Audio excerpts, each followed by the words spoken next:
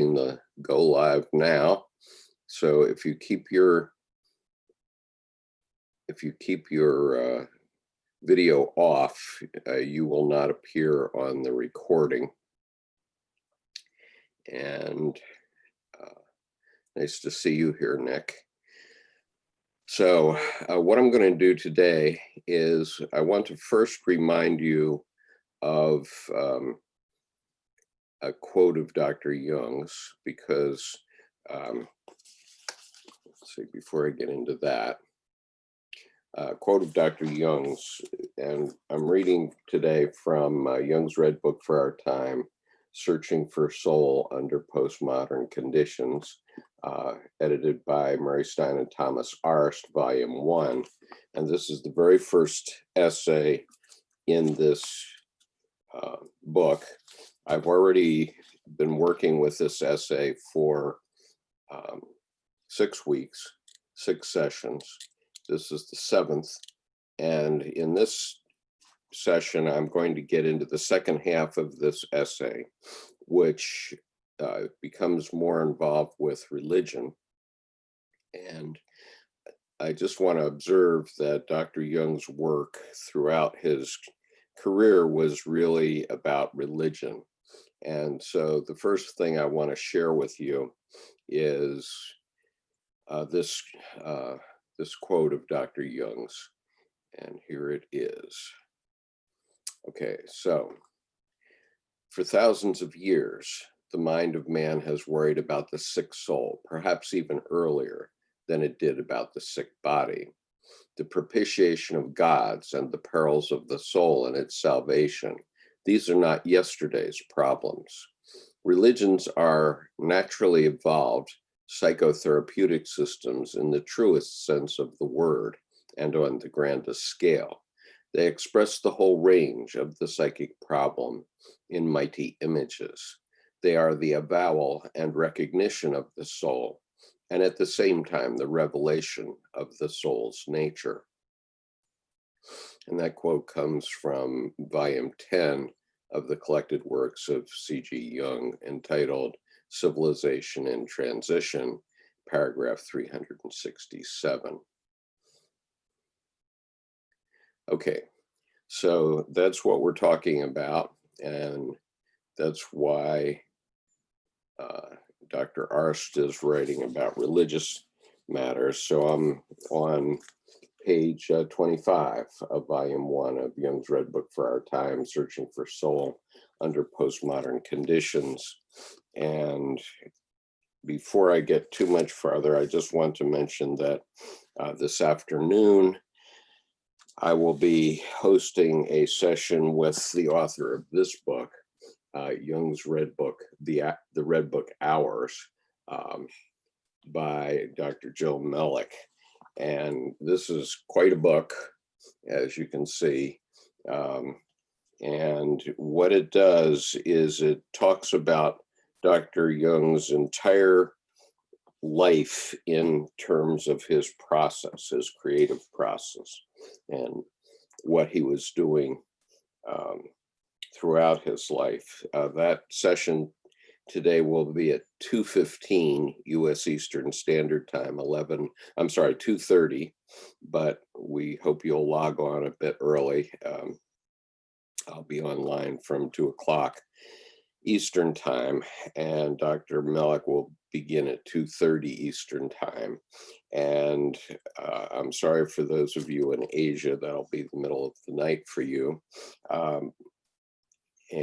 But you might want to look for this book, and the Red Book Hours by Jill Mellick. And one other thing I'll share with you about it. Because I have this book, I've had the Red Book for a decade, but this book came in and it's almost as big as the Red Book. And so this week I acquired a lectern for my house. So this is the lectern I acquired. This is Dr. Mellick's book on the top of the lectern. And as you can see, the Red Book I have underneath. That's really a keyboard panel, but I'm using this as a standing desk, and Dr. Jung had a standing desk in his office throughout his career to keep his body moving. And Dr. Melick talks about that standing desk and shows it in photographs in this book. So it's very interesting. So on Thursday of this week, I assembled my standing desk, and I'm really thrilled about it. So this is Jung's the Red Book Hours, the Red Book Hours by Jill Melick. And it's quite a remarkable book. She pointed out many things that I did not know about the Red Book itself, things that I hadn't discovered in the images of the Red Book, but she pointed them out for us. Now, so with that prelude, this is the part of Dr. R's essay in which he starts to turn toward the issues of God. So I'm going to just read out the last paragraph that we discussed last week in part 6 of this session, and then I will start going sentence by sentence through this essay. Okay, so last week we were, there was a part that was highlighted as finding the soul.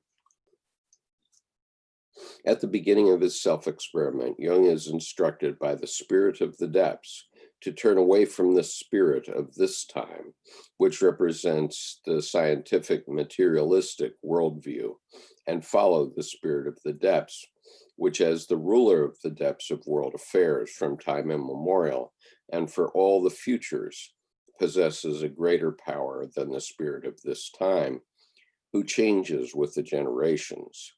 The soul should not be considered as an object of science, an object of a dead system, of a dead formula, but rather a living and self-existing being. The path of the soul is difficult and fraught with danger, for the signposts have fallen, unblazed trails lie before us. May each go his own way. Further, quote, "My friends, it is wise to nourish the soul. Otherwise, you will breed dragons and devils in your heart." The Red Book documents Jung's journey to the rediscovery of his lost soul, as well as his method of active imagination used to enter into the dialogue with what he discovers. Okay, so that's what I had read last week, and it's important to understand that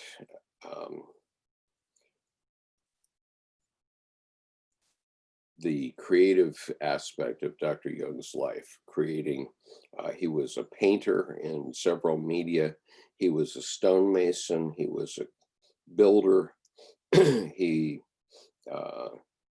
envisioned, in his youth, he envisioned battle scenes, and he envisioned many things in many different ways throughout his life, and that's what the Red Book Hours is about.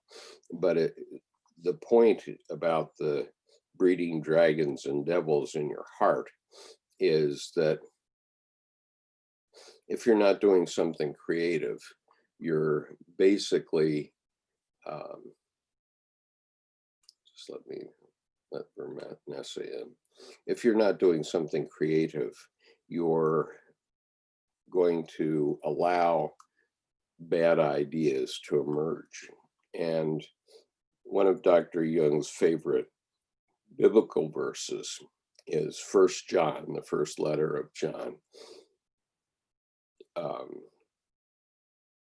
4:1, chapter 4, verse 1, in which he says that you have to examine the spirits to see whether they be from God. And his point was that you have to develop your ego enough so that you can choose between right and wrong, between what you might want your children to bring into the world, or your grandchildren to have in the world when you're gone, or what you might not want them to have in the world when you're gone. And so we have two spirits coming at us all the time. That's fundamental duality, and that's fundamental to all religious systems. And so we have to be able to select the right one in order to create civilization. And I would observe that everything that's in your room is from the good, because you would not have selected any of those items in your room other than living beings and potted plants. You would not have selected any of them if you didn't think that they were good or good for your life. And so that's, in the same sense, all ideas you have to select from the good, or you will have something really bad. I mean, you wouldn't have a rotting cantaloupe or something like that in your kitchen. You would get rid of it. And so you can't have rotting ideas in your mind either. And so now I'm going to go on with this essay. So I'm still reading from the Red Book Jung's Red Book for Our Time, Searching for Soul Under Postmodern Conditions, edited by Mary Stein and Thomas Arzt, Volume 1. This is the first essay in the series of 4 volumes, and it's entitled The Way of What Is to Come, Searching for Soul Under Postmodern Conditions.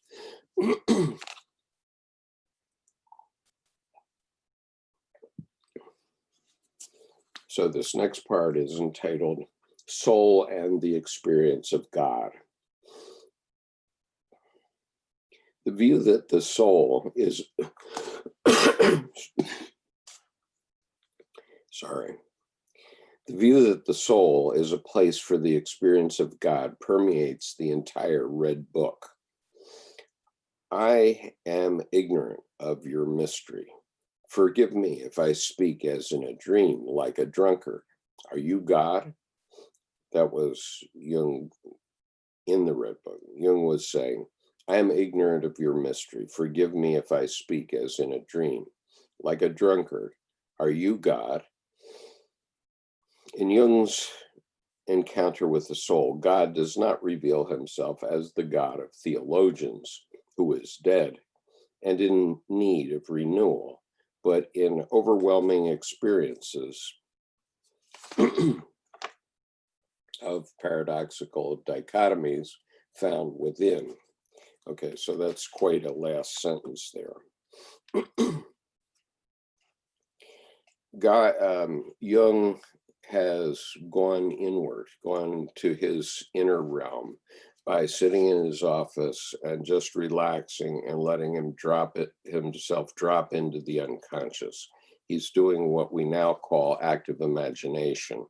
And so what he's doing is he's letting his unconscious come to speak to him. And he had to be quite committed to that. He worked at it for 25 days before the soul spoke to him at all. And so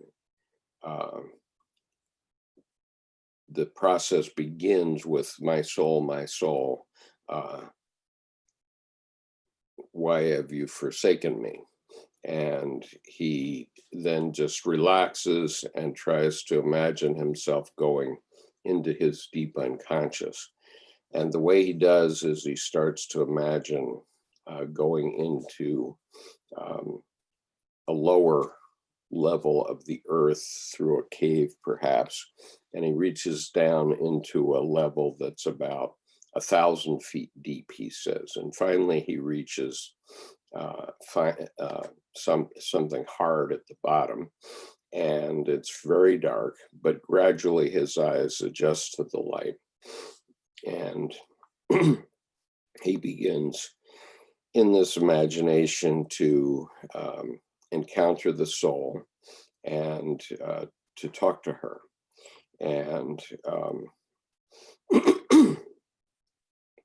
And what Dr. Arzt is saying in this sentence, God does not reveal himself as the God of theologians, who is dead.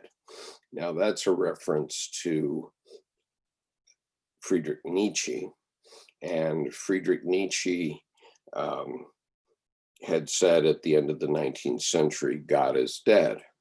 And what he meant by that is that the God of theologians, the God of that had been sold to Christianity for 15 or 2,000 years nearly, had that myth had been shown to be not literally true, even though it was true in the psyche of men, but in the literal sense, it wasn't true. Now, what did we mean? What does he mean by that? He means that about the year 1500, astronomers in the West, Copernicus and Galileo, looked into the night sky, and they realized that some of the stories in the Christian myth were not true, because one of the myths is that the sun revolves around the earth, which it does not. And Galileo said this, and when he said this, the Pope immediately understood that he was threatening the church. And so he drew Galileo up in the Inquisition. He actually tried him and forced Galileo to swear on a Bible that the sun goes around the earth instead of the earth going around the sun, which he did. Galileo swore the opposite of what he knew.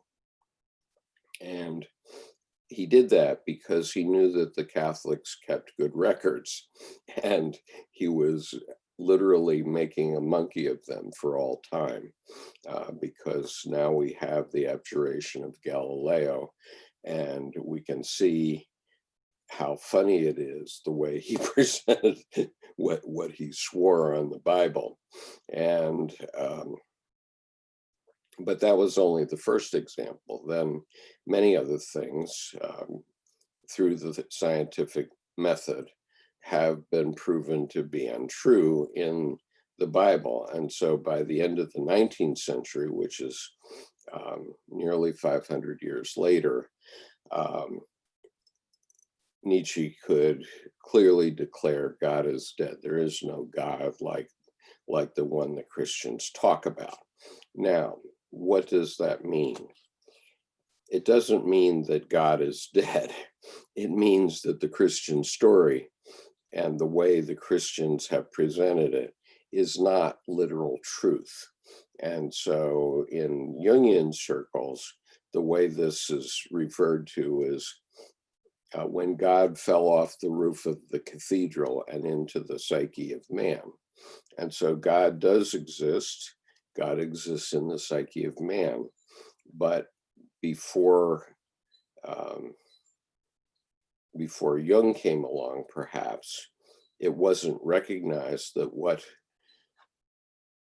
the church had been talking about for 2,000 years was really something inside of us.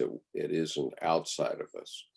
So, as I often say, when the athlete points to the heavens and to thank God for the goal or the touchdown or whatever it is, that is pointing in the wrong direction, because he should be pointing at his heart, his or her heart, because that's where the God is that got that person into the gym or out on the running track enough so that they were physically strong enough to be successful on the athletic field.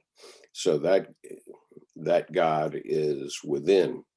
And you may recall the 1981 movie Chariots of Fire about the 1924 Olympics.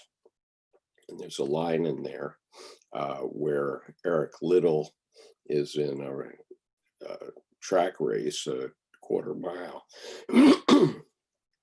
And he has a narrative voiceover in which he says, so where does the power come from to see the race through to the end? It comes from within. And so the point is that the religion, that the God is the God within you. It isn't a God out there. We can see back to the Big Bang. There's no God up there. We can see down to the smallest Higgs boson, and there's no God there in the physical world. But in the psyche, there is God. And so what that means is that every statement, and Dr. Jung says this explicitly in answer to Job, every religious statement of whatever kind is a statement of the psyche. It's not a statement of the physical world. And, he summed it up very simply there. Okay, so going back to the beginning of this sentence then,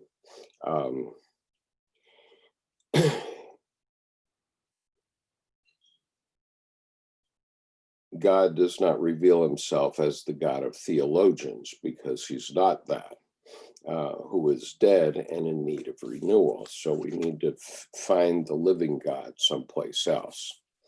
And then the sentence goes on, but in overwhelming experiences of paradoxical dichotomies found within. So what he's saying is that God is in the duality that we find in many religions. Certainly, we find it also in Buddhism, in Hinduism, and so God is in there. For example, the God yet to come is the melting together of sense and nonsense in the supreme meaning. And as day requires night, night requires day. So meaning requires absurdity, and absurdity requires meaning. So if we look at the American political duality right now, we see that the two sides of the American electorate are pulling apart as hard as they can, but they can't separate themselves. And so the supreme meaning is going to be when the American electorate elects people to our government who are in the middle of the road, who are Americans first, not Republicans or Democrats. And so we're in a very tenuous time of current affairs, but no matter what happens in November in our election, this process will continue. If the current president is reelected, then we're going to have at least another 4 years of very vigorous pulling apart. But if we elect a new president, then we have a chance of Americans starting to look back toward one another and finding the middle way, which is the same middle way that's referred to in Buddhism and Taoism. So then, let's see.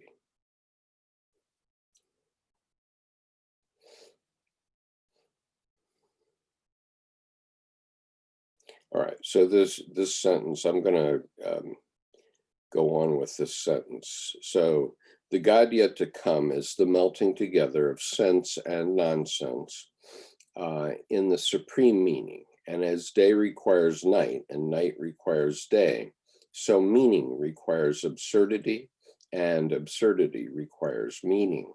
Thus, the divine encompasses meaning and absurdity.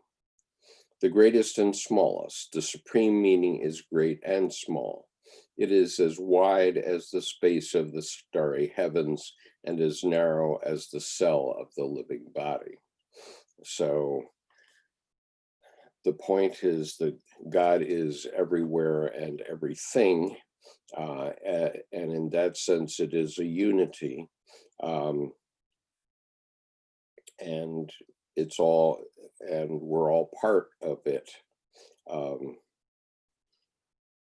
The new God is a coincidentia oppositorum, and God's birth takes place in the inner world. I saw, and here's Jung quoting, I saw a new God, a child. The God holds the separate principles in his power. He unites them. The God develops through the union of the principles in me. Okay, so what Jung is saying here is that the new God is a God that finds the right combination of all dualities, let's say. And so whenever, if you want to understand this and individuate on it, you have to think about what you love and hate. And whatever it is that you hate, you have to remember that that too is a part of you. And it's simply the other side of the coin. And so you have to find in the spectrum between love and hate, you have to find the middle point. And that's where God is.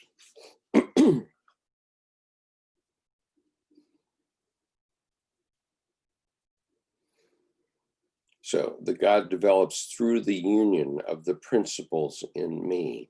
He is their union. Viewed in a broader context of Western intellectual history, Nietzsche at the end of the 19th century proclaims the death of God, while God in Liber Novus, which is the Red Book, presents the rebirth of God at the beginning of the 20th century. So the way I quip is Nietzsche declared God is dead. In the next generation, Jung came along and found the living God, where he lives and how he goes about doing the work of the Godhead. And he does the work of the Godhead through us and through our consciousness. And sometimes it's a big clash. And so if we look at our politics, we see this huge clash going on, but that is simply the process of finding the living God in our society, in the collective unconscious. Now we have similar crises with the duality going on in our psyches. So if you're depressed or you're hugely confused, what that means is that there's one or more dualities in your deep unconscious, which is at war with one another, in the same sense that we're having this political dispute in the United States right now, red versus blue. You have a duality of similar magnitude going on in your psyche. And so what an analyst does, what a Jungian analyst does, is to find out what's causing that duality and what's causing the way that duality works, and to help you find the way for your God. Now,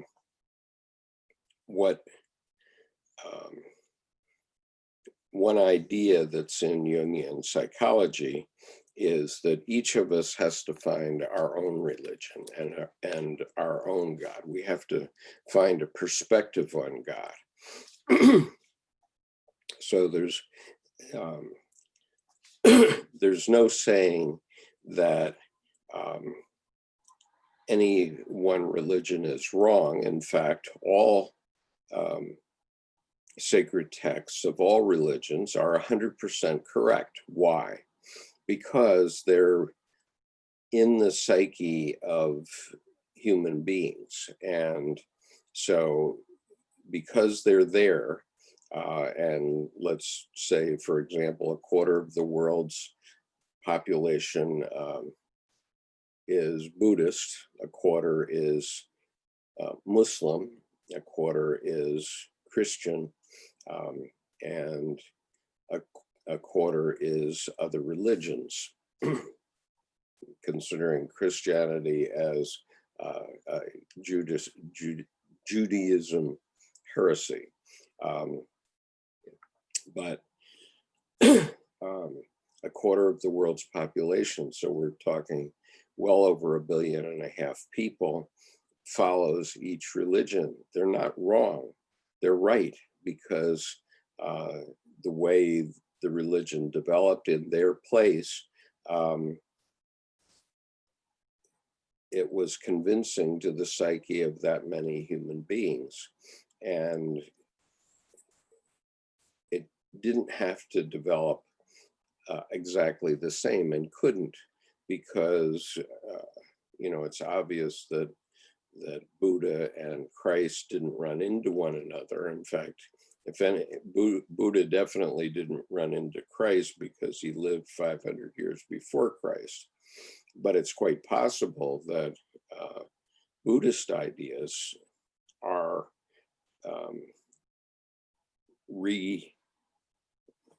readjusted in Christianity, because we don't know where Christ was from age 12 to age 30. So there was plenty of time for him to go over to India and back. And in India, there are many legends that Christ came to specific monasteries and studied there. And it's definitely true that, and can be seen today, that the apostles, the men that lived at the time of Christ, who went out around the world to teach after his death, went very far and wide, and that St. Thomas, doubting Thomas in the Bible, the Thomas of doubt, who had to see the wounds and the holes in Christ's hands, that Thomas did go to Chennai in India.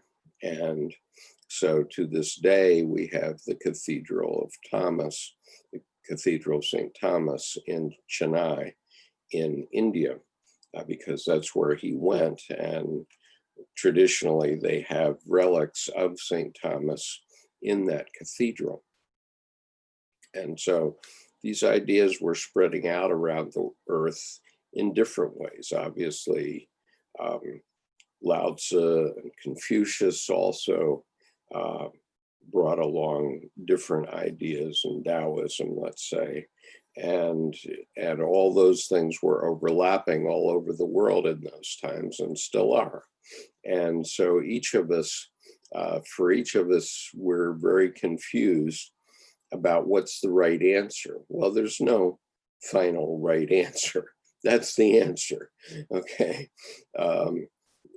Because all of us are influenced in slightly different ways, and it's up to us to decide, is to find the God within us and to develop a religion of our own. This is what Jungian analyst Dr. Thomas More has written a book entitled A Religion of One's Own, in which he talked about this point that you have to understand from your point of view.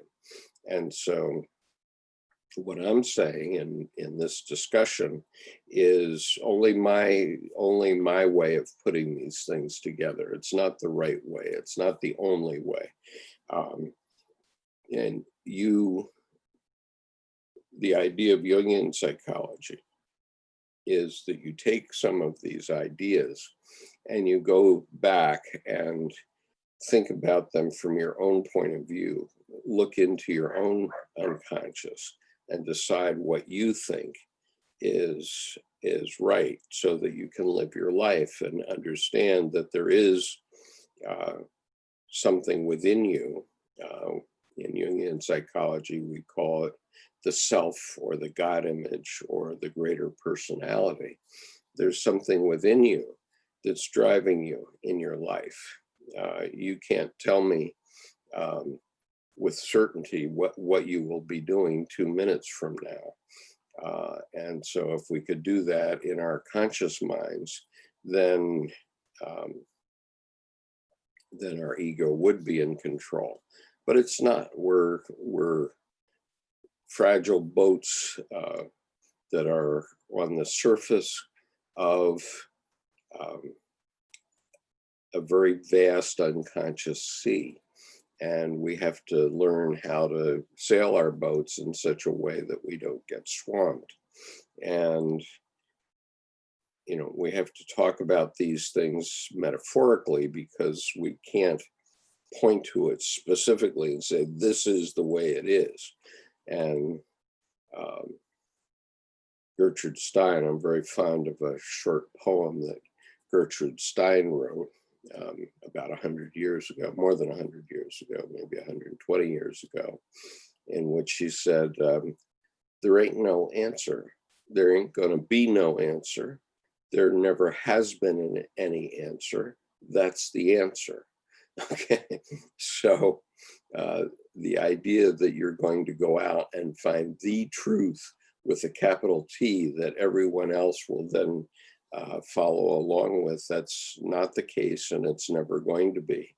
And the fact that we've killed millions of human beings over millennia, over differences in religion, is just an atrocious fact that we have to get over.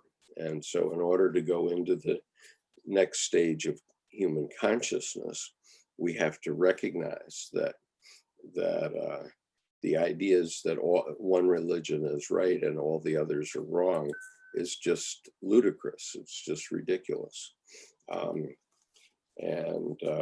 And what we have to do is, instead of turning away from one another, we have to turn back toward one another and learn what we can learn from one another. Okay, so I've gotten to the end of that paragraph. And so there's another subtitle here that I want to go into. And so this is the renewal of the God image. Now, this is a very interesting little passage in the Red Book, and it's going to be fun to talk about it.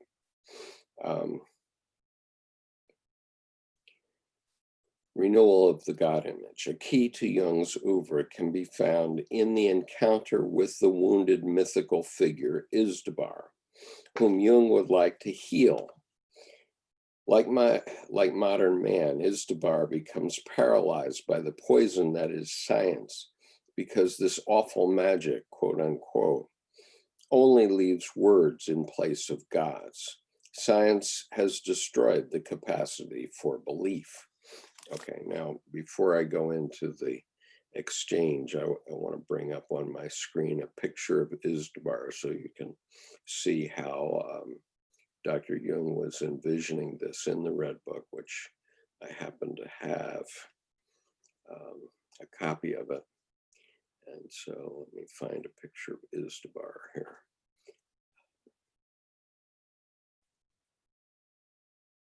Just a moment.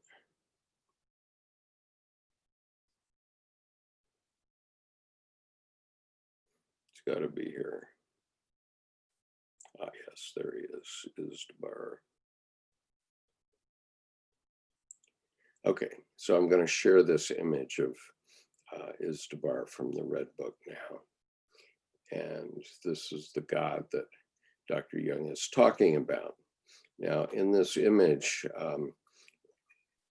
you can't appreciate the scale of it until you see that right down here, this little guy right here, that is Jung, who's on his knees before this God. Now, mind you, he's in his active imagination.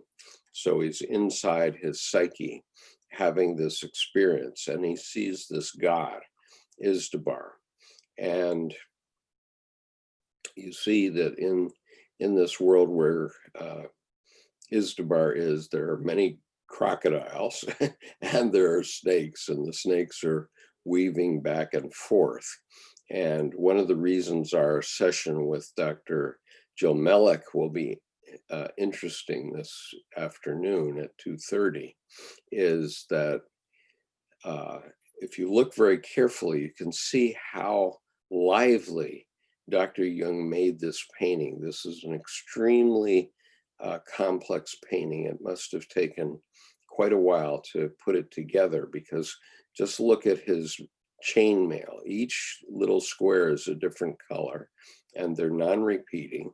And also each of the snakes is made of lots of little snails, or lots of little squares of paint. And even these things, I'm not really sure what they are. They're like leaves, but even within them, you see that there are many different little spots of paint. And so Dr. Jung has made this a very rich and lively painting. And the same is true of the crocodiles. You can see how many different pieces of paint are in each one of these crocodiles. And so Dr. Melek this afternoon is going to talk with us about that. That will be at 2:30 p.m. Today, US Eastern Time. And if you haven't registered for that session, you can write me at skip.conover@gmail.com, and I will be happy to send you the information so that you can register for that session. It's going to be a very, very powerful session.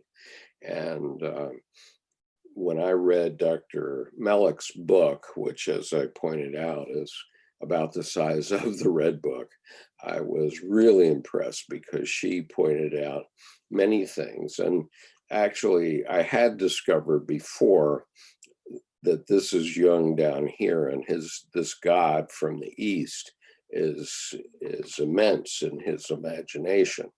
Okay, so that's what you need to be imagining in this reading. And I'll just leave it on the screen as I read this exchange between Izdbar and Jung. But remember, Jung is the little green guy down there at the bottom, and the guy with the club is the god, Izdbar. And so here in Dr. Arst's essay, he says, science has destroyed the capacity for belief. Then, quote, this is the key to the whole thing. Izdbar, but this science is the awful magic that has lamed me. How can it be that you are still alive even though you drink from this poison every day? I being Jung, we've grown accustomed to this over time because men get used to everything, but we're still somewhat lamed. On the other hand, this science also has great advantages, as you've seen. What we've lost in terms of force, we've rediscovered many times through mastering the force of nature. Going on, now you perhaps see that we had no choice. We had to swallow the poison of science. Otherwise, we would have met the same fate as you have. We'd be completely lamed. If we encountered it unsuspecting and unprepared, this poison is so insurmountably strong that everyone, even the strongest and even the eternal gods, perish because of it. If our life is dear to us, we prefer to sacrifice a piece of our life force, rather than abandon ourselves to certain death. So what Jung is saying is that this God is dead, and that he's been killed by science, right? Basically, so unquote. Then Ars goes on. Jung knows that he has to stand by the side of the lame and ill Izdbar, who is his brother, to cure him. After squeezing Izdbar into the size of an egg and putting him in his pocket, Jung succeeds in healing and transforming him, thus leading to a rebirth of mythic sensibility. So what isn't terribly clear here, because it's so abbreviated from the Red Book, is that Izdbar is a piece of Dr. Jung's active imagination. So if Dr. Jung can imagine Izdbar, then he can also imagine shrinking Izdbar down to the size of an egg and physically putting that egg in his pocket, because Izdbar is not a physical entity at all. He's a psychic entity. He's within Dr. Jung. And so he can be any size Dr. Jung thinks. So rather than let Izdbar simply die because he's lamed by science, Dr. Jung can, in his imagination, put Izdbar into his pocket and take him home to Switzerland, where he can heal him. And so that's the point of that exchange. And so, so Ars goes on. Jung knows that he has to stand by the side of the lame and ill Izdbar, who is his brother, to cure him. After seizing Izdbar into the size of an egg and putting him into his pocket, Jung succeeds in healing and transforming him, thus leading to a rebirth of mystic sensibility. In the teaching of the Red Book, man embodies the gateway through which crowds the train of the gods and the coming and passing of all times. So what Dr. Jung and Dr. Arzt are saying here is that man is the gateway. We are the gateway. And heaven and hell exist within us. God exists within us. And we either understand that or we don't. So with Izdar's rebirth, an understanding of soul, self, and God becomes visible, which Jung would much later formulate in Answer to Job, 40 years later, as the desire of God to continuously incarnate. But already in his Red Book, this finds expression as follows, quote, just as the disciples of Christ recognized that God had become flesh and lived among them as a man, we now recognize that the anointed of this time is a God who does not appear in the flesh. He is in no man, and yet is a son of man, but in spirit and not in flesh. Hence, he can be born only through the spirit of men as the conceiving womb of God. So in other words, sorry. I guess I better find a lozenge before the beginning of this afternoon. So basically what he's saying is that all of us are the womb of God, and God is born within us as we gain our maturity. And it's we that have to decide what the will of God is. So this is why this passage from the Bible is so important to Jung. Examine the spirits, whether they be of God, because, and that's in 1 John 4:1. And what he means by that is that we have to have a strong enough ego so that we can select good things for our life and our society and not bad things. Reading on. Jung's new God, therefore, is a pneumatic God, as Jung elaborates in a letter to Joan Corey on February the 29th, 1919. Okay, so I'm going to read this letter. Okay, so, quote, the primordial creator of the world, the blind creative libido, becomes transformed in man through individuation. And out of this process, which is like pregnancy, arises a divine child, a reborn God. No longer dispersed into the millions of creatures, but being one, and this individual, and at the same time, all individuals, the same in you as in me.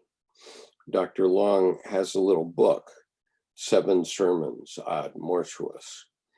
There you find the description of the Creator dispersed into his creatures. And in the last sermon, you find the beginning of individuation, out of which the divine child arises. The child is a new God, actually born in many individuals, but they don't know it. He is a spiritual God, a spirit in many people, yet one and the same everywhere. Keep to your time, and you will experience his qualities, unquote. And so what Dr. Jung is referring to here is what was also by him referred to as the 2-million-year-old man. But it's really the 3.5 billion-year-old man, because it's the fundamental instinct of life that has brought us to where we are now.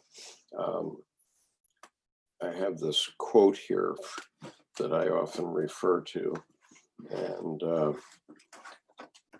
I'll just pull it out. I call it the eternal moment, or Dr. Jung called it the eternal moment, but I'll read this quote to you. The great thing is now and here. This is the eternal moment.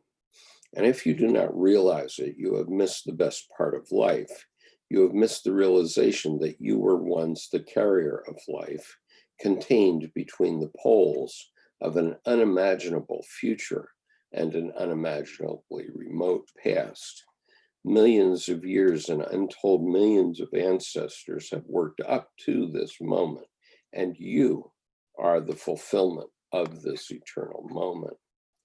One should take each moment as the eternal moment, as if nothing were ever going to change, not anticipating a faraway future, for the future always grows out of that which is. You must live life in such a spirit that you make in every moment the best of the possibilities. And so here we are, the best of the possibilities for all of my ancestors for all time, going back to single-celled organisms, is for me to be here talking to you today. And the best of the possibilities for you is sadly to be listening to me. I hope you're not wasting your life, but this is the eternal moment. And the point is that there is something within us that we can gain access to through our study of Jung that guides our life and keeps us safe. It's the same thing that, let's suppose that you're driving and all of a sudden you just instinctually move the steering wheel to the right or to the left and avoid an accident. And then afterward you go, phew, boy, that was a close one. But that instinct there, that's the God image, that's the self, that's realizing a power that is beyond you. And it's constantly talking to you, it's constantly sending images to you to help you understand your life. But most of us have learned not to pay any attention to it. And so this is the significance of Jungian psychology and the significance of the creativity, because it's through creativity that we are able to communicate with that part of ourselves. And so if we do anything creative, and I often say that, I make an omelette every morning for my wife. Why do I do that? Aside from the fact that I love my wife and I like omelets, is the fact that it's a creative act. And I want to open the channel of creativity in my life so that I can benefit by it and benefit by that communication between myself, my deep unconscious, and my ego self, my immediate ego. And so, I find in the morning, boy, I can't even think. A lot of people can't think until they have their coffee. I've even forgotten to drink mine. But by doing something creative, for me, by doing this discussion with you, I'm doing something creative, which is opening up that channel for me so that I will be more creative all day long. And I will be more in contact with my deep unconscious all day long, thanks to that.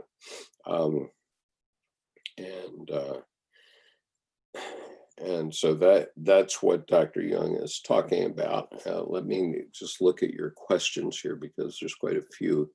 Psychonaut says, hello, I'm curious if you have read 7 Sermons of the Dead by Jung. Yes, actually, I read them onto this YouTube channel some time ago, and you can find them on the homepage of this YouTube channel. And I read them out loud, so you can listen to my reading. Jaguar Focus says, good to see you, sir.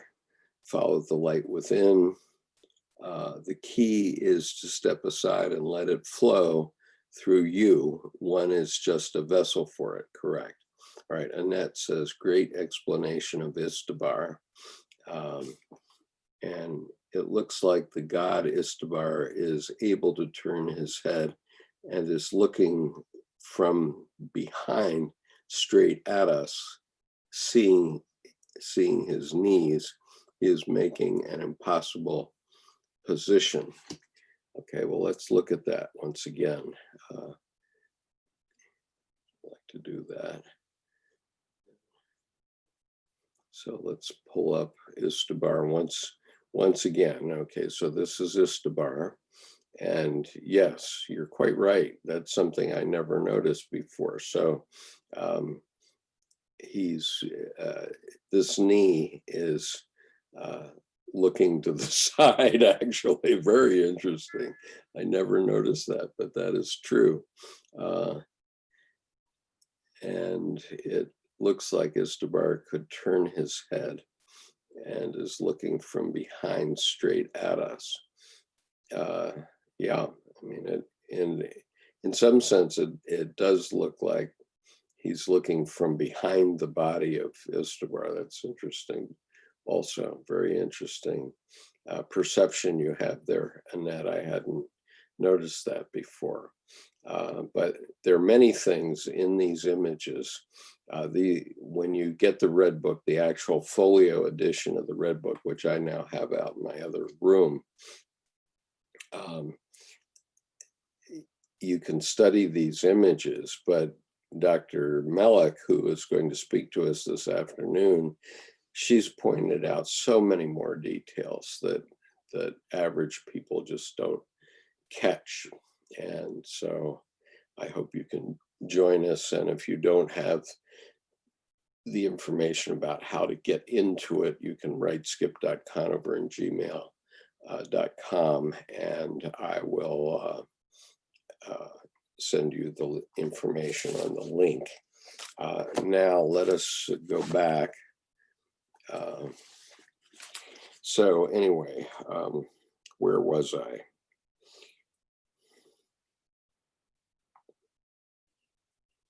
All right, so the point is that if you become sensitized to this spirit of the depths, to the God image, to the self, then you're going to experience God in your lifetime. And I've experienced it many times. There's a lecture. In fact, I experience it almost daily. But there's a lecture on the homepage of this YouTube channel called Finding the Living God. And you can see a series of examples in that of how I've found it.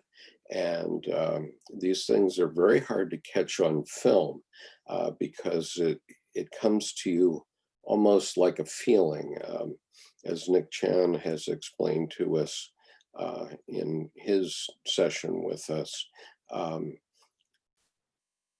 It's just something happens, and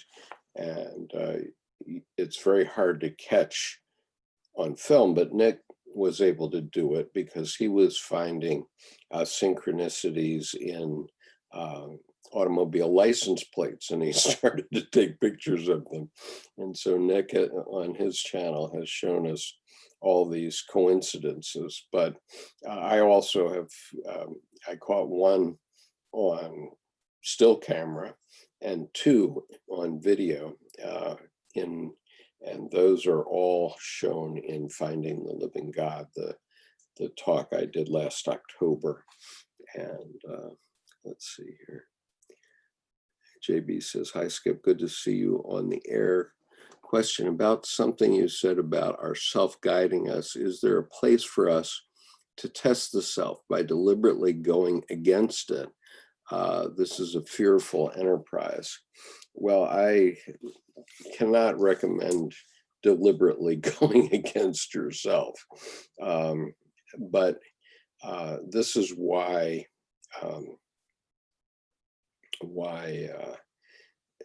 you have to have a strong ego, because you need a strong ego to decide between right and wrong, good and evil. And for example, I can give an example of that. It's a rather scary one, but during the financial crash in 2008, which was quite traumatic for me, I would have many ideas coming up of committing suicide, and the way I handled that at the time, I just instinctually, or because my ego fortunately was strong enough, is I said, well, perish that thought. I want to know what's going to happen at the end of this movie, so I'm not going to commit suicide. Perish that thought. And it would go away for a time, but it kept coming back for quite a period, maybe 6 months or a year. Meanwhile, one of my neighbors had built up an extremely successful garden store, the most successful garden store in our region. And on a Saturday, you can find probably 200 to 300 cars in the parking lot of that garden store. And at the time of the financial crash, it's obvious that he had a lot of financial stress going on. And apparently he was having that idea, that suicidal ideation coming up also, and he actually did commit suicide. He took his shotgun out into his rowboat and rode out in the middle of a local lake and shot himself dead. And so that's an example of being able to decide between good and evil. And a lot of the things that I have done have been since that time. And so, did I save myself from financial crash? Actually, no. But I did learn a lot about how the powers that be in my country control us and dominate us. And it's not pretty. And so we have to be concerned about making sure we elect people who will follow the rule of law and that sort of thing. And we have to know the difference between good and evil and recognize what it is that we want for our children and our grandchildren, and what kind of world we want them to live in. And So let's see. So I wouldn't say that it's a good that you can test the self, but you can. The self is always presenting you with two ideas, one good and one not so good, and if your ego is strong enough, then you can decide between good and evil, and understand that.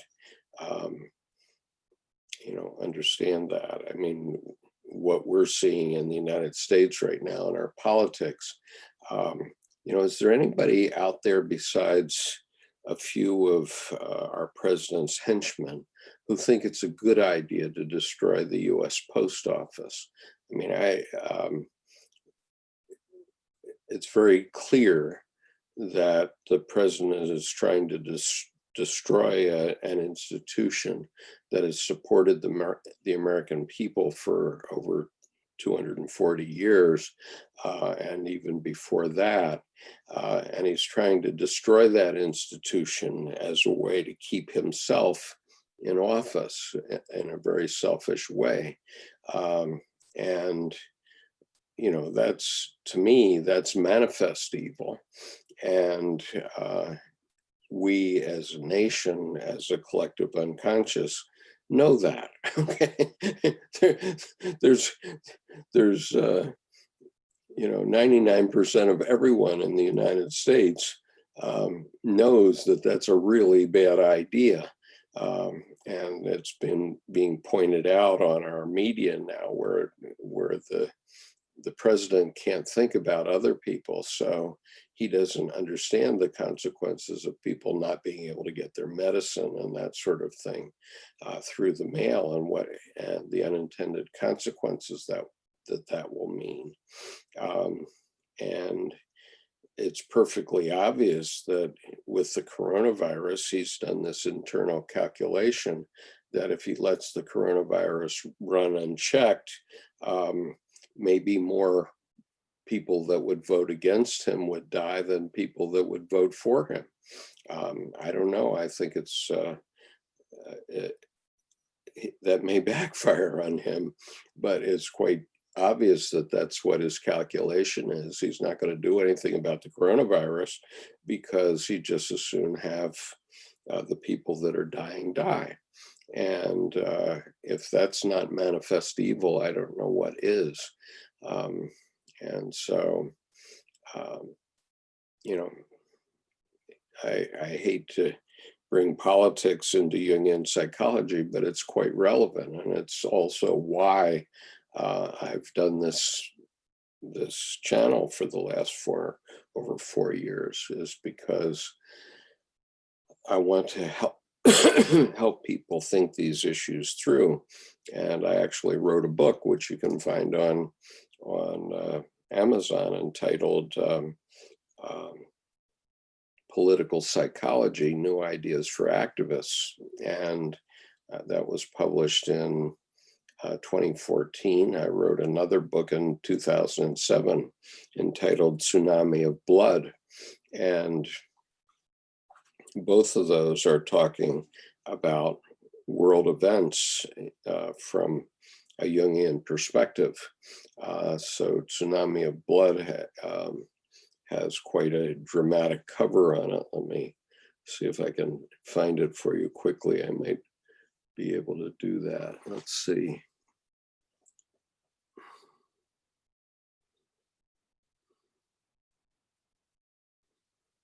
Yep, probably here.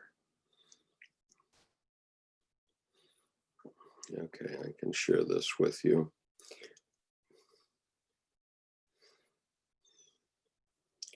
Okay, so this is the cover of my book from 2007, Tsunami of Blood, and you can see what I think it means. And we had our government, when George W. Bush was in power, he was promoting sort of global war, and this is what Richard Cheney wanted, and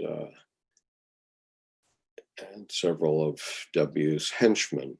And so they were instigating this war throughout the Middle East. And my point was that that was going to cause lots of blood, and it was going to wipe away all three of the Abrahamic religions, not just Islam. And of course, Islam is an Abrahamic religion, just as Christianity and Judaism is. And so I wasn't very happy about the fact that our government was just promoting liquid war, as they called it. And, I'm still apprehensive that our current president, I mean, obviously he's trying to cause by his thugs in Portland, Oregon, he's obviously trying to instigate a war between white supremacists and others, and he's trying to beat Americans away from their rights, and we're not going to stop. And but he would just as soon see battle royal in the streets, because then he can come in and save the day, he thinks, and then people will be convinced. Well, that's not a very good way to run politics. And so anyway, that's just my musing on it. And Jaguar Focus says, I feel like we go against ourself multiple times a day. The voice that says, don't have another cookie, but you still go ahead and rationalize it to yourself. Yeah, that's right. We go ahead and have another cookie, and we do lots of things like that. And they don't have to be on this massive collective scale, as I've been discussing, but we have, but another way of thinking of that, Jaguar Focus, is the self says, but I want one, and so that's the other side of that equation. So the self is saying, don't have another cookie, and it's also saying, I want one, I want it. And so you have to recognize that that's the two streams coming up, and you have to interpose your ego and say, no, I'm not going to do that today. So anyway, so we finished this next section, which was entitled Renewal of the God Image. So we've talked about Izdbar and how in the psyche, you can renew your God image to suit your needs. JB says, so if a person commits suicide, are they going with the self or against it? It seems obvious, but some people seem to have a predisposition to weakness, or is it a case of choosing physical life over death? You're both going with it and against it, because what I was trying to say in my discussion of that example is that, both spirits were coming up, or one is a spirit for life. In my case, that spirit that said, perish that thought. And, my friend had, he didn't have a strong enough ego to say, okay, I can stand up to this, or whatever may happen with my business, it's not my life, and when we were going to Vietnam as Marine officers, we had a saying, it's not my life and it's not my wife, so why worry? And so if we were asked to do something difficult, we would do it. And so when that, do some people have a predisposition? Possibly. I'm not a mental health expert. I've never taken a psychology course, and I'm not here to advise people about suicidal ideation, but I can discuss my experience with it, which relates to this Jungian idea that you have to have a strong enough ego to say no to the bad ideas.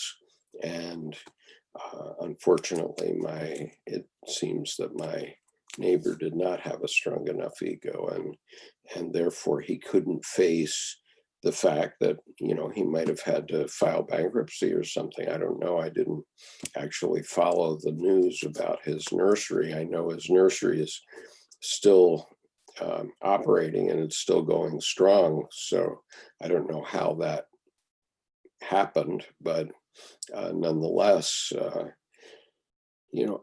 people can get in trouble financially and think it's the end of the world when it isn't. And certainly I lost my life savings in that same event. My house was foreclosed, and I had to fight the courts in the state of Maryland for 9 years. And I ultimately lost, and they took my house away from me.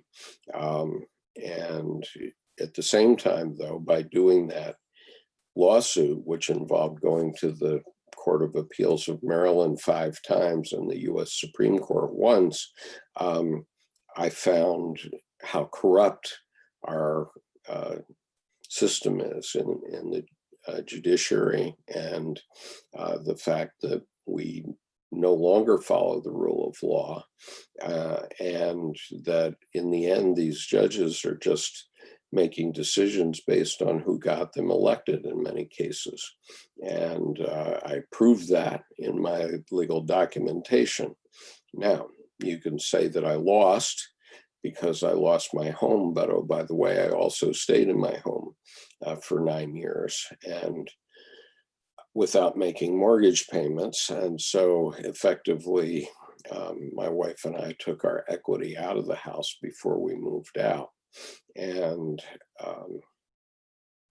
but it, was it right both ways? No, it's not right. I mean, I should have paid my mortgage, but I didn't know that Wall Street was going to make phony mortgages and sell them to Norwegian villages willy-nilly until they got called on it, and it caused the crash of 2008. So who's at fault?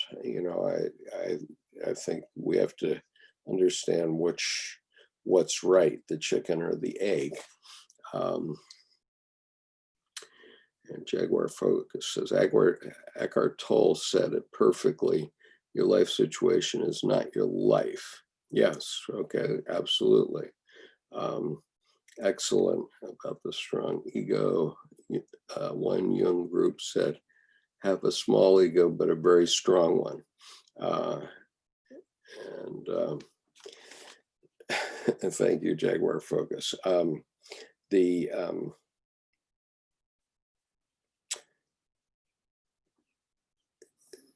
The point is that, who has a strong ego? Well, the president of the US doesn't have a strong ego. He has a teeny weeny little ego, because that's what bullies who put this persona out in front of them are protecting, a teeny weeny little ego, because they can't accept criticism. And you see how anytime the president is criticized, he backs off very often because he can't stand up for his own convictions, and instead he behaves like a bull in a china shop. And so we're seeing that. So what we want is a humble ego. So many of you are probably aware that I'm currently reading the Bhagavad Gita with my partner in India. And what she observed to me a couple weeks ago is that the Bhagavad Gita is really the archetype of the humble warrior. And that's what you want. You want to maintain your humility, but also, not pull back from a fight. And I know that I can say the things I have said about the court and the legal system and the loss of the rule of law in the United States publicly, like I am right now, because the courts can never come after me. They never would, because they never gave me a day in court. And in 9 years, I never got to make a case to a jury of my peers. And so I did get into some motions in court a couple of times, but it was just judges making arbitrary decisions, and it was not a trier. I never got before an actual trier of fact, and they prevented it. And so now they cannot come after me and challenge me, because they know if they do, they would have to go before a trier of fact. And they know I have my proof, chapter and verse, because it's all on the record. I put 4,000 pages on the record in the state of Maryland. And so they can never challenge me in what I say, because they know I'm right, and they could never face me before an actual trier of fact. By that, I mean a jury of my peers. They could never do that. Right. You have to be, as Yuan says here on the Zoom chat, you have to be very strong. And the point is that you have to speak the truth, even if your knees shake. And so I did speak the truth. As I said, I went to the Court of Appeals of Maryland, which is the highest court in our state, 5 times. And one of those times I took to the US Supreme Court. And so none of these courts ever gave me the opportunity to make my case before an actual trier of fact. They just arbitrarily made these decisions, and that is not allowing the rule of law to play through. And, and I established chapter and verse how Wall Street had destroyed the economy intentionally through their greed. And they hide it from people who are ignorant, people who don't understand the financial system. But unfortunately for them, they came up against a lawyer MBA who has studied these things, and I was prepared to handle my own case. So I put $2 million worth of my own legal time into the case. No average person could have fought that fight, but I could. So that's why I did it.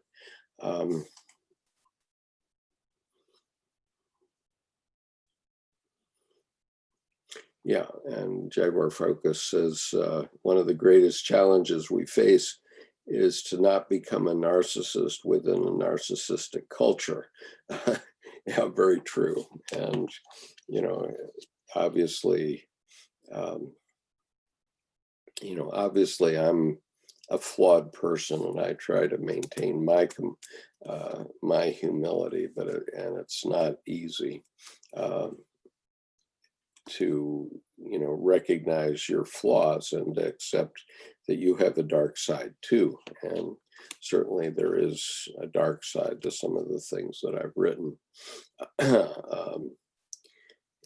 JB says, true, most politicians hiding behind skirts of their supporters. Yeah, and lying to them as they do it.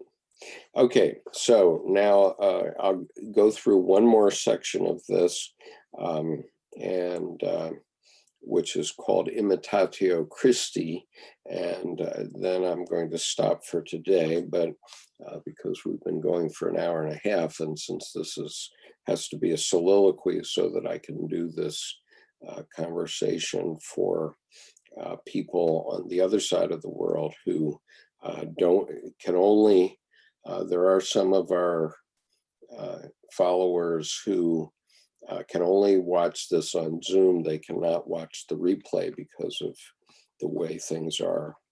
And this is why I do it at this hour on Sundays, is so that they can hear this information directly and live. And because of that fact, I have to do all the talking pretty much. So Imitatio Christi.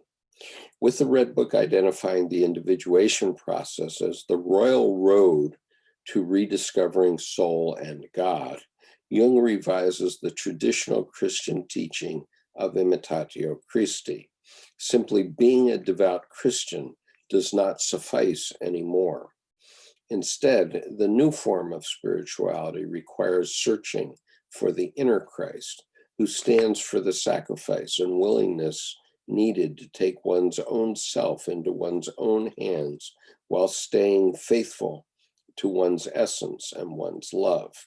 And so, basically, I've been doing that. That's what I've been describing with my lawsuit, which is that the powers that be don't want you to know that they have the power to destroy your personal financial life if they want to. And but they do, and they have done, and they did in the crash of 2008, and they did it in the crash of 2020 when they didn't fight the coronavirus. And those of us who see what they're doing and the hypocrisy of what they're doing have to stand up and speak. And, one way of stopping it is to stop it at gunpoint. I can tell you that as things currently stand, I would not vote for another Republican in my lifetime, even with a gun to my head. And however, I do know that the concept of enantiodromia actually occurs. And so I actually expect that I may be a Republican before the end of my life, because I can see the changes coming where things become their opposite. Enantiodromia means the tendency of things to become their opposite.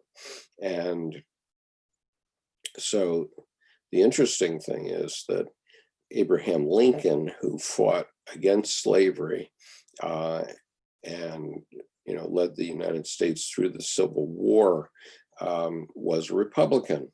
And the people that were the bigots in his day were Democrats. Okay, so even in my day, during the Civil Rights Movement, George Wallace, the famous bigoted governor of Alabama, and Lester Maddox, who was a very bigoted, initially a restaurant owner, but later the governor of South Carolina. Those men were Democrats. But today they would be Republican. But because because of enantiodromia, the two parties changed their sides. So now the bigoted people are Republicans, and the people that are trying to fight for civil rights are the Democrats. But, and that's been taken to the biggest extreme I can imagine in today's politics. But we already see some cracks in that, where some Republicans, for example, the people in the Lincoln Project, who are all Republican operatives, and but they're trying to defeat Donald Trump. And George Will, who is a famous conservative political commentator, he can now only get airtime on a MSNBC, which is a progressive channel, and because he's so far toward the middle that he can't even get on to Fox News, even though he's one of the most famous conservative commentators in the United States.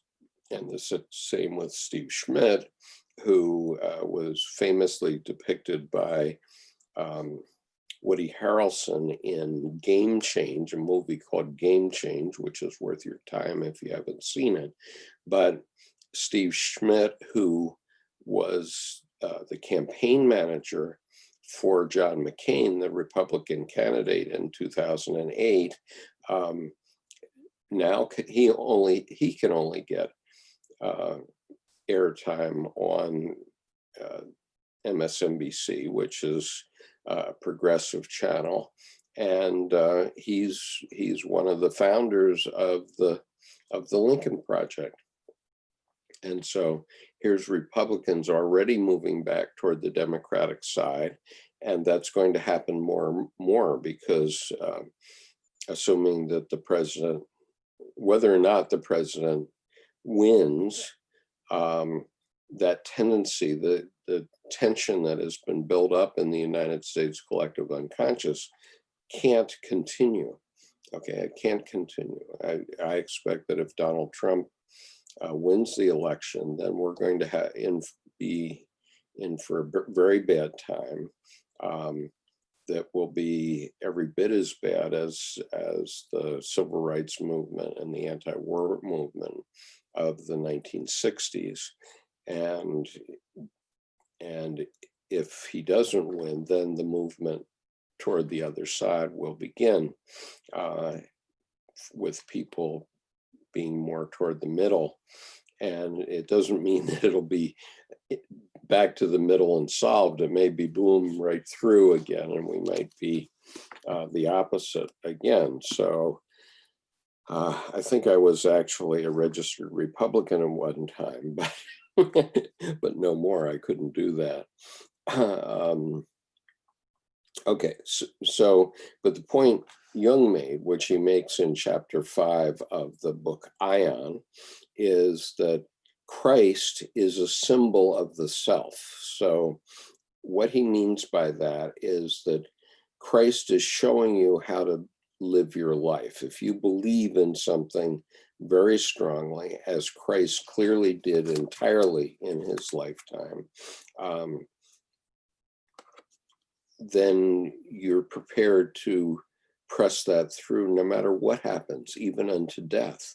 And so Christ very strongly believed in himself as the Son of God. And the only crack in that conviction was when he was on the cross saying, my God, why have you forsaken me? So that one place is the place that shows that he was also a man. He wasn't only a God, he was a God-man. And that was a human moment. But otherwise, he stuck to his story. Just like my mother used to say, that's my story and I'm sticking to it. And so, that's what I did in my lawsuit. I very strongly believe that Wall Street got paid double on all defaulted mortgages in 2008. And it was just a con job. And we're seeing that happen again where, the wealthy are getting all these bailouts in the coronavirus thing, and they're getting richer and richer. And, they're giving little crumbs here and there to people. So, in 6 months, we've gotten $1,200. Wow. you know, but the powers that be have gotten way more, and small businesses have not gotten enough to even keep the doors open in many points. So every time there's a crisis, this is the way they play the game. And so we have to understand that and keep it in check somehow. And that's the issue. And,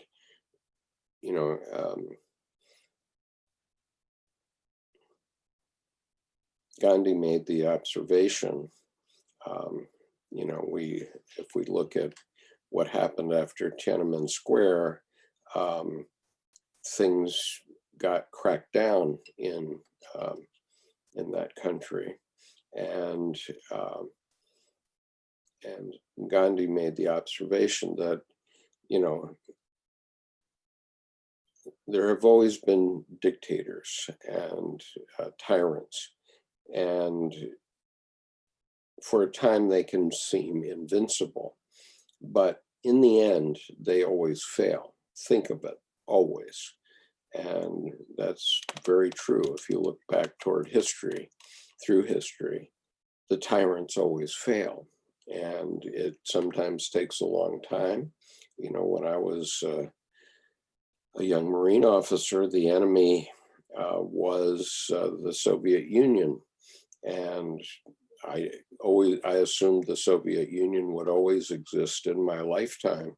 And yet, before I retired, in 1991 and 1989, the Soviet Union just collapsed. It went poof, disappeared.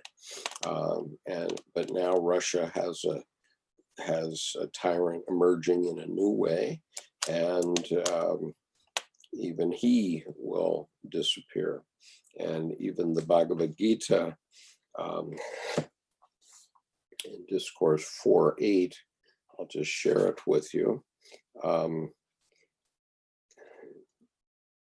Predicts what will happen, and here's what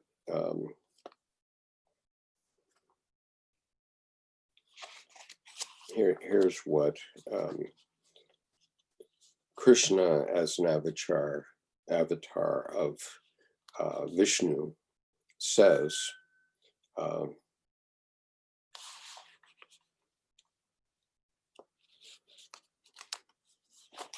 I want to find a version of it. I have 3 versions of the Bhagavad Gita here in front of me that I've been reading, and I want to choose the one. Okay.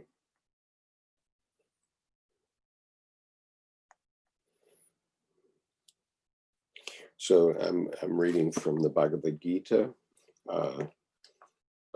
translated by R.K. Sharma with Carol Pitts and Les Morgan.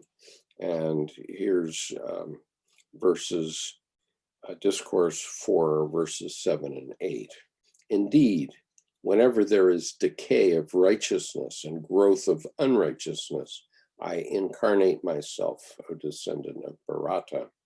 I reincarnate across the ages in order to give protection to the righteous and to destroy the unrighteous for the reinstatement of righteousness.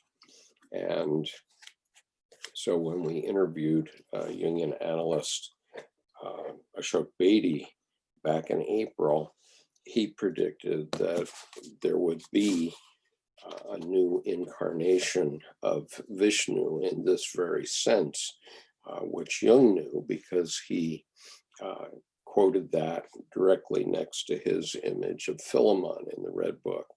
And so Ashok Bedi predicted that there would be a new manifestation of Vishnu, and he believed that it would be a woman. And so isn't it interesting that the vice president candidate for the Democratic Party is not only a woman, but also an Indian American woman. Let me just show you the essence of my insight here, because I happen to have the page of the Red Book that I was referring to, and it's a very telling image. If I can only find it quickly. Yes, here it is. Okay, so here it is.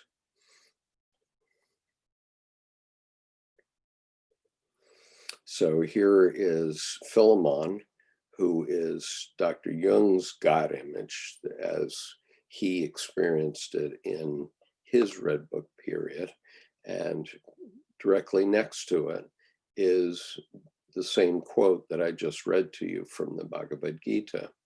The Bhagavad Gita says, whenever there is a decline of the law and an increase of iniquity, then I manifest for the, well, I can't quite read his writing, but anyway, it's the same thing that I read a few minutes ago. And so Dr. Jung said several times that there were things that people could not understand that he could only hint about.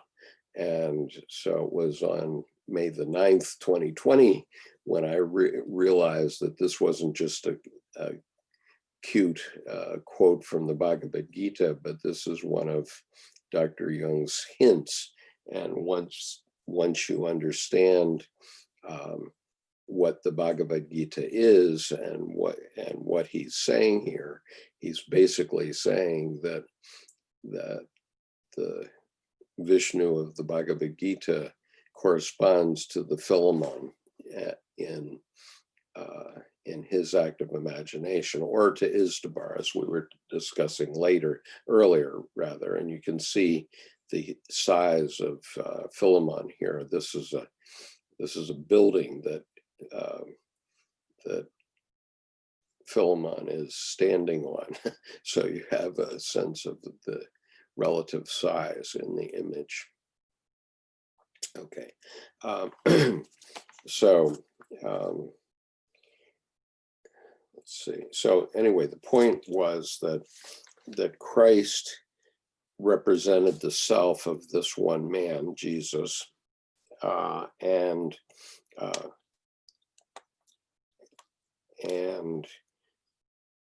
he was a God man, but at that time, 2,000 years ago, people couldn't connect with the idea that they were carrying God within them.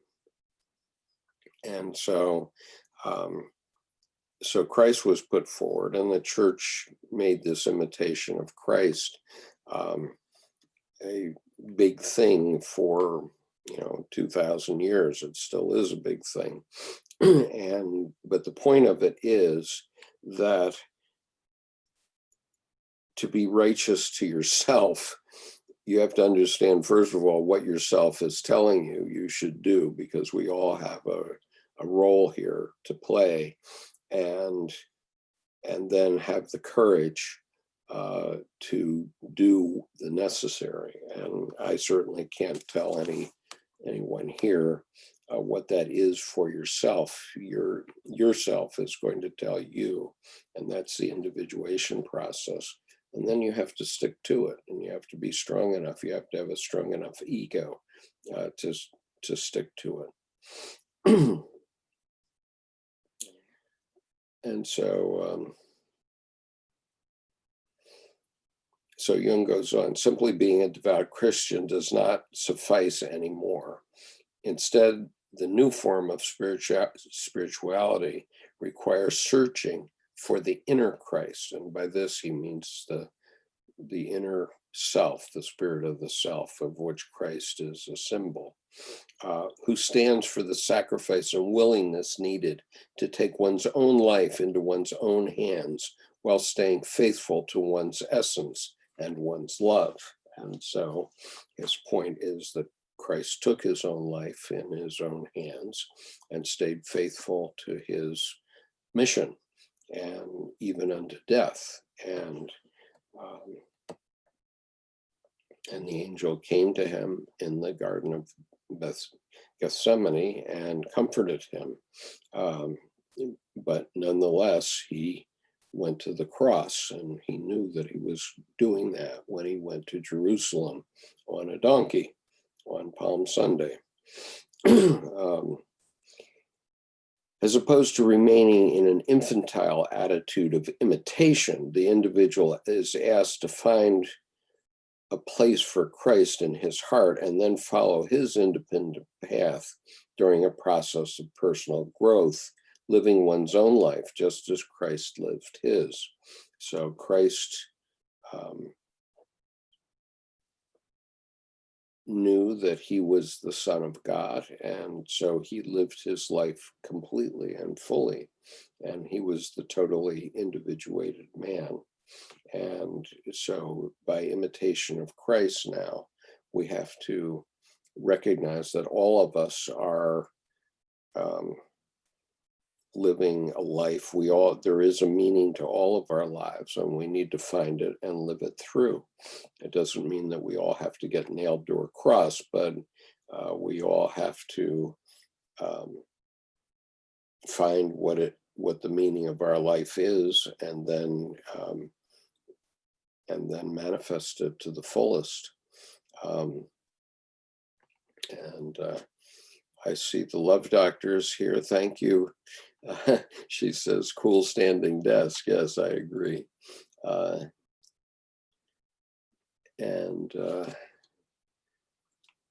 JB says, the quote about Christ is from where again?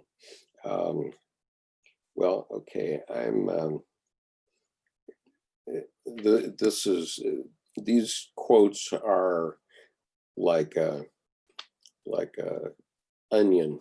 Okay, they appear many places, but I'm reading now from Jung's Red Book for Our Time, Searching for Soul Under Postmodern Conditions, edited by Mary Stein and Thomas Arzt.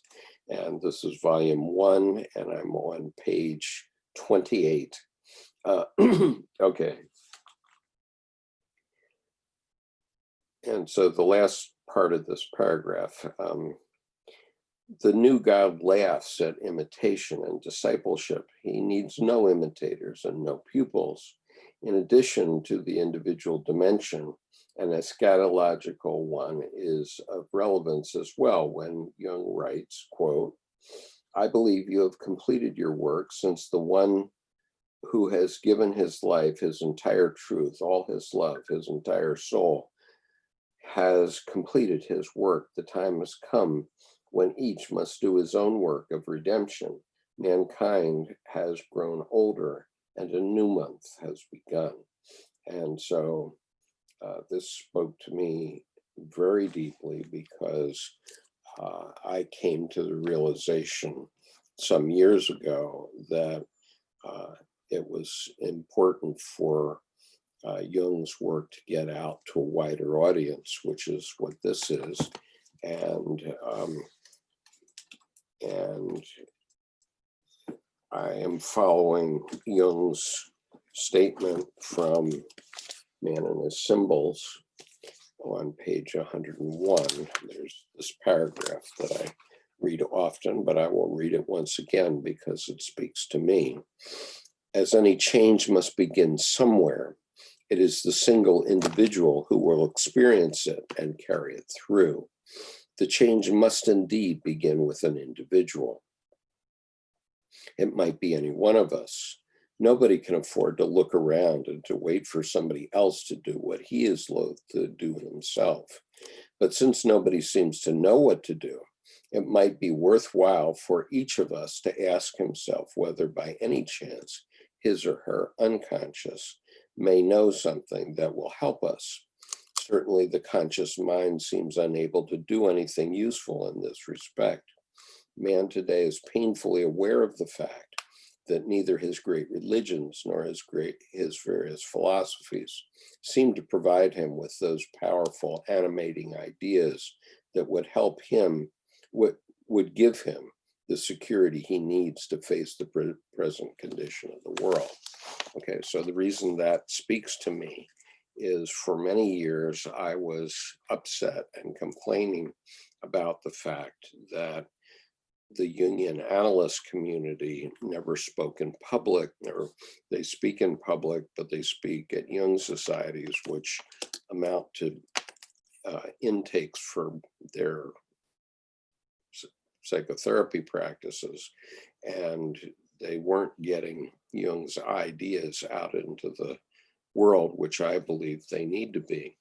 And because I know that Jung's work has helped me very much in my lifetime, I felt strongly that this information needs to get widely disseminated. And that's why I've done my website, archetypeinaction.com, and for the last 10 years. And it's why this YouTube channel is here with now 10,000 followers and over 1,100 videos. I've committed my life to making this information available to people. And, you know, notwithstanding all the things that I've done in my life, including, you know, serving in the Marine Corps to lieutenant colonel, serving as an attorney, getting an MBA, founding a public company, all those things pale in comparison to getting the work of C.G. Jung out to the public. And so for me, that is my purpose in the world. I could no longer sit and wait for somebody else to do something that I thought was so necessary to do.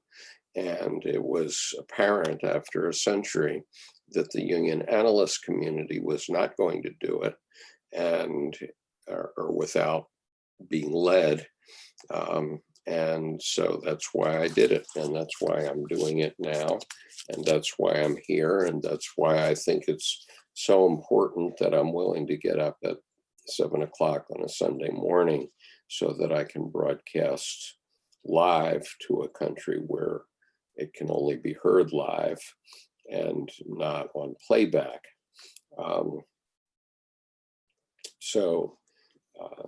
When Dr. Jung says a new month has begun, he means a new era has become. We have come to a new stage of consciousness, and we are aware and very conscious since the time of Nietzsche that the religions that supported the psyche of man for 2,000 years, which is an astronomical Platonic month, are no longer supporting our needs because in a literal sense, because the literal story has proven to be untrue. And unless the religions bring their teachings up to modern categories of understanding, which can be done and should be done, if they're going to insist on telling those old stories and insisting on the physical reality of those stories, they're going to continue to be a bigger and bigger anachronism. And so they must be updated. And, you know, I'm very hopeful that that will happen.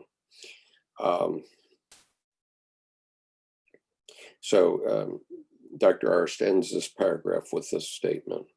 In Jung's later writings, such as Mysterium Conjunctionis and Ion, the symbol of Christ as a symbol of the self will play a significant role. So this book that I've been reading from, and am reading from, Jung's Red Book for Our Time, Searching for Soul Under Postmodern Conditions, edited by Mary Stein and Thomas Arzt. This book that they're referring to, the Red Book, was at the beginning of Dr. Jung's writing.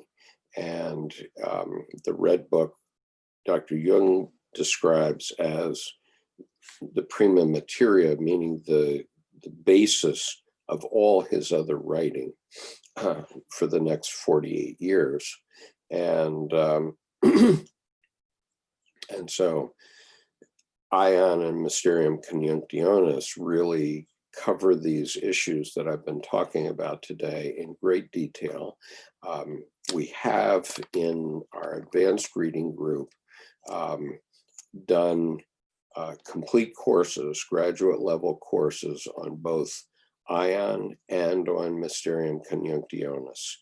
And so there are 32 two-hour classes on Ion and 45 two-hour classes on Mysterium Conjunctionis. These are not public. They are not in the YouTube channel. They are held privately in a folder on Dropbox, which is available only to our advanced reading group. So if you would like to join our advanced reading group and have access to those videos, please write to me at skip.conover@gmail.com, and I'll be happy to add you to the list. By custom, I'm just putting my email address into the chat.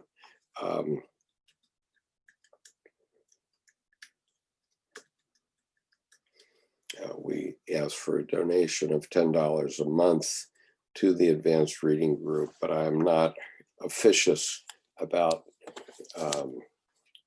mandating that. So if you can't afford a $10 a month commitment, then we'll let you in for nothing.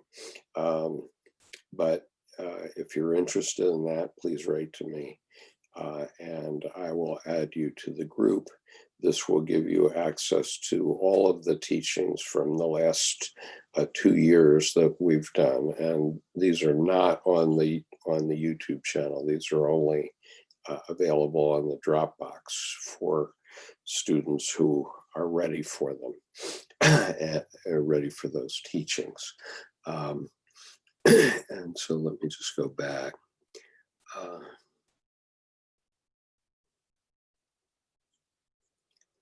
Okay, so the next live session for this group will be 1 week from today at 8 a.m. U.S. Eastern Time. And you'll have to check your world clock to figure out what time that is in your locality. In Singapore, where my friend Nick Chan is, it is now 10 p.m. And in Australia, where the Love Doctor lives, it's now noon on tomorrow. Or no, yes, noon tomorrow. And so, or no, I'm sorry, it's midnight. It's midnight. I have it wrong. It's midnight in Australia. And so, Love Doctor, thank you for being here. But you have to get up at 4:30 in the morning to hear Jill Mellick talk. So I hope you'll get some sleep. And for Nick, that's 2:30 in the morning, I'm sorry to say. But for the rest of us, and for the rest of the world, Jill Mellick is talking at a time, 2:30 p.m. today, U.S. Eastern Time, 11:30 a.m. Pacific Time, which is convenient for everybody in Europe, in the United States, and so on. And so I hope you'll come and listen to her speak live, and you can write to me at that email address, and I'll be happy to send you the links so that you can participate. And I'm going to wrap up for today. We have completed actually about half of this essay, or a little more than half. I'm on page 29 of volume 1, and it has 39 pages. It goes to page 39, so I have about 10 more pages to go. If you do have access to YouTube, you can hear all of these presentations on the YouTube channel.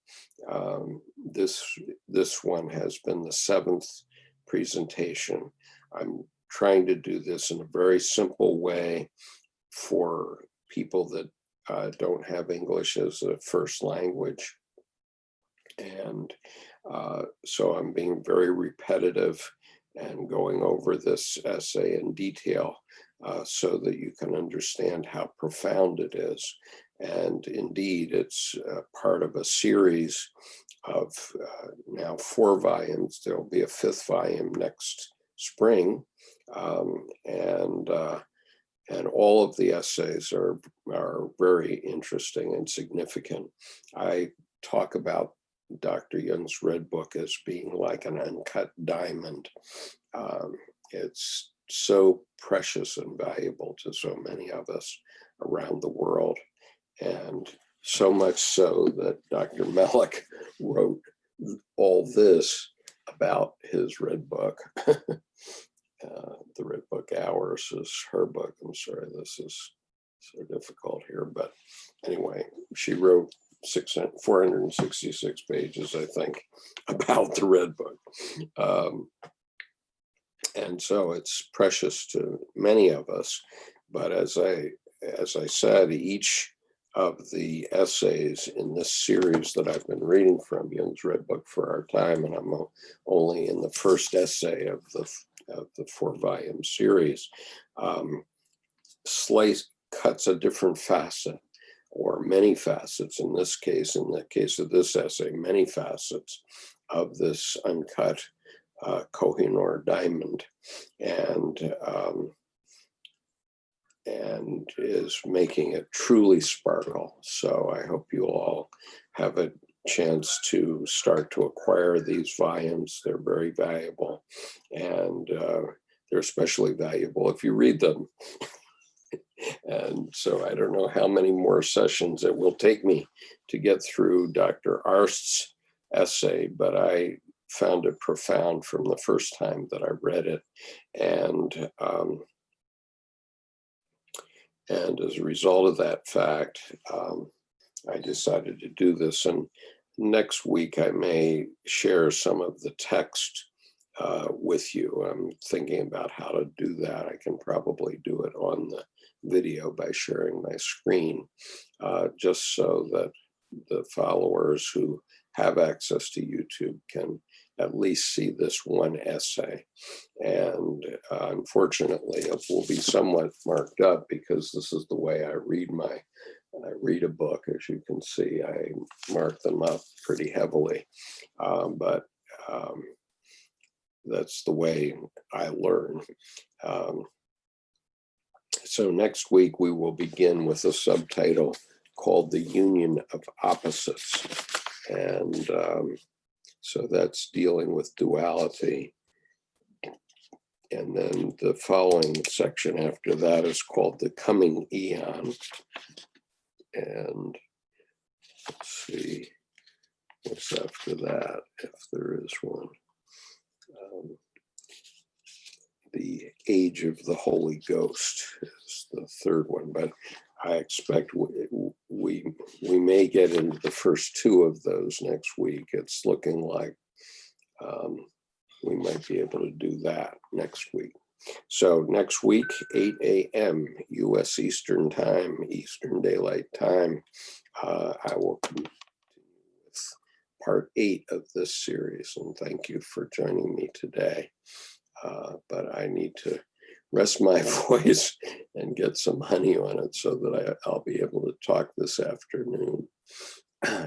So I'm going to excuse myself for now, and I hope you can all join us at 2:30 p.m. U.S. Eastern Time today to hear Dr. Jill Melick talk about the Red Book Hours, her book.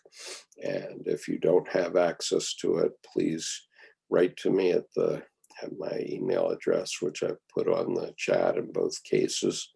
And you can write to me and I'll send you the links so that you can hear Dr. Melick. So peace, take care.